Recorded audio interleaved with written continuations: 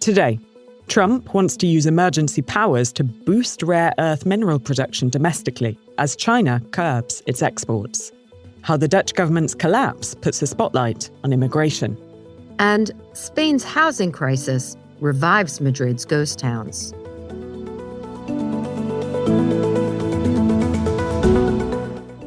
It's Wednesday, June 4th. This is Reuters World News, bringing you everything you need to know from the front lines in 10 minutes every weekday. I'm Sharon Reich-Garson in New Jersey. And I'm Tara Oakes in Liverpool.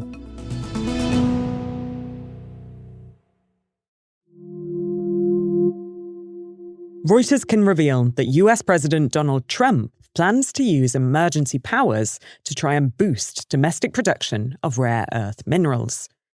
China dominates the critical mineral industry and is restricting exports by demanding exporters get licenses from the central government. Car makers, which rely on the minerals, are warning the shortage could shut down production. Lewis Jackson is in Beijing. So Lewis, what exactly are these minerals? So they're a little bit of a misnomer. Rare earths, they're not actually particularly rare. They occur all around the world in the Earth's crust, but China does control most of the mining and most importantly, the processing, so turning these into sort of goods. And in particular, what we care about and what people are really incensed about now are these rare earth magnets. So these are really high-powered magnets, and they're used in everything. The phone in your hand, your car motor, the F-35 fighter jet has them too. How much does China control? Yeah, so it's north of 90%.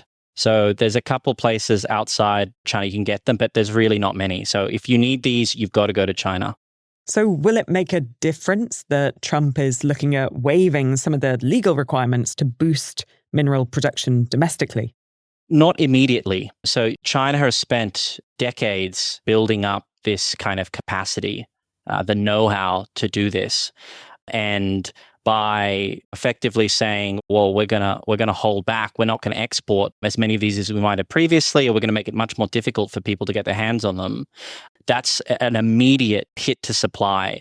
Getting a new mine going, even if you make the permitting easier, which the Trump administration is trying to do, is still a lengthy process. And the reality is the economics hasn't stacked up for this in the US for a long time, which is why a lot of the mines went to China in the first place.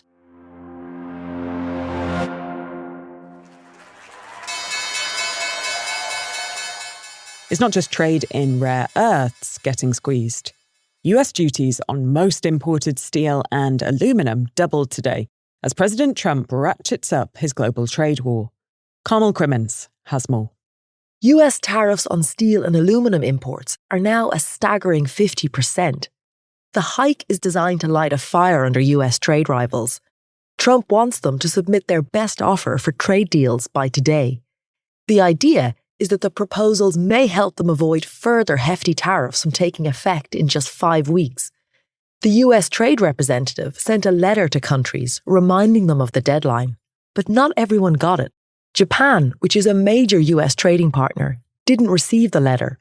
And despite weeks of talks with countries, the US has only signed an agreement with the UK, and even that is just a preliminary framework for more talks.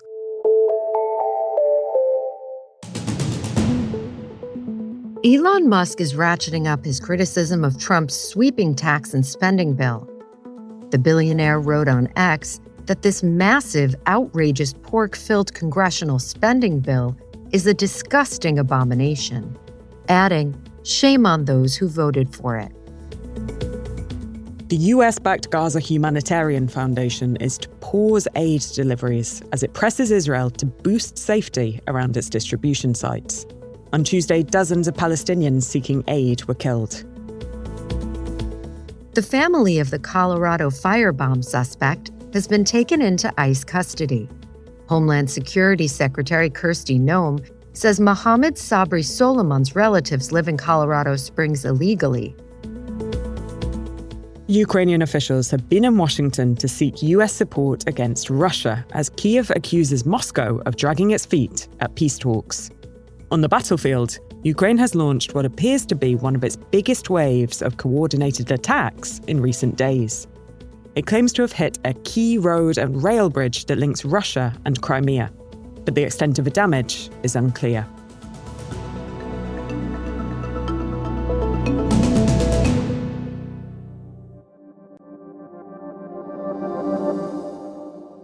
The Dutch far-right leader, Geert Wilders, is gambling that a snap election focused on immigration will bring him victory at the polls, securing his decades-old ambition of holding the highest political office.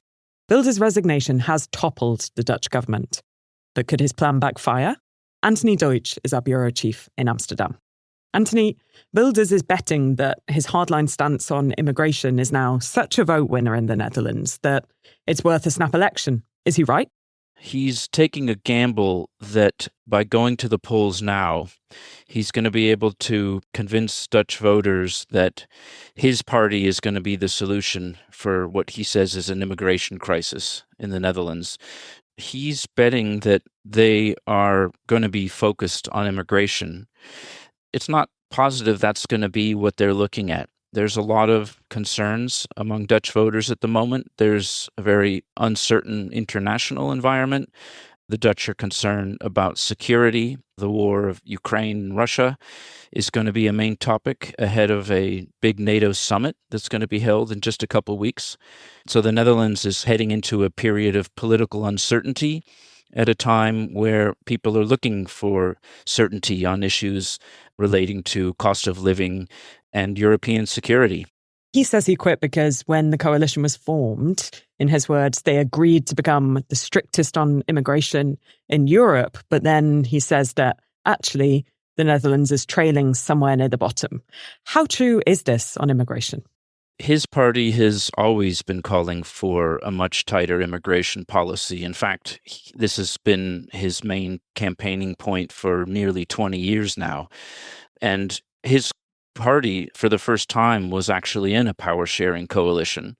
It's lasted less than a year, but his policies have led a crackdown on immigration in the Netherlands for years. In fact, while he's saying there's an immigration crisis, the numbers don't really stack up to back up that claim. The Netherlands doesn't really jump out when you compare it to other EU countries in terms of immigration numbers, which have slowed in recent years.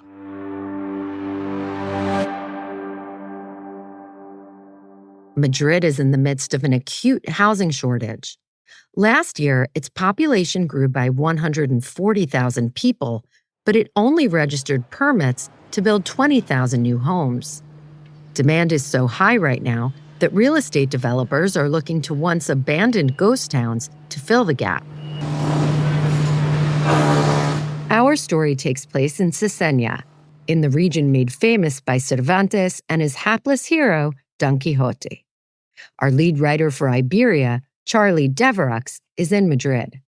So this was a development that began construction in the boom years in Spain, which were in the early 2000s. And essentially when the bubble hit in Spain, it essentially collapsed. And it was a development that became a kind of icon for corruption during that period because it was built really without any kind of facilities, no health facilities, no running water, and really poor transport links.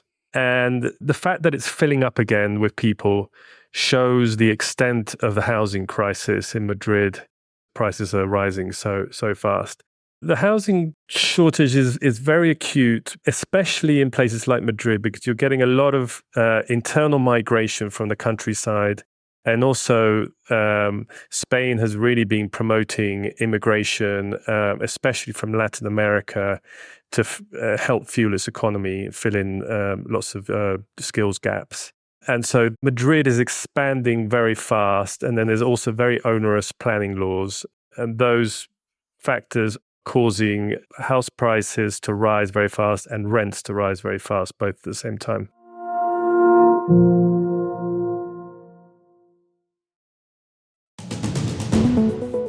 And for today's recommended read, could dissolving plastic be the answer to ocean pollution? Researchers in Japan have developed a plastic that dissolves in seawater in a matter of hours. And they say it breaks down much faster than other biodegradable plastics, leaving no residual trace. We'll drop a link to the story in the pod description. For more on any of the stories from today, check out Reuters.com or the Reuters app. Don't forget to follow us on your favorite podcast player. We'll be back tomorrow with our daily headline show. Econ.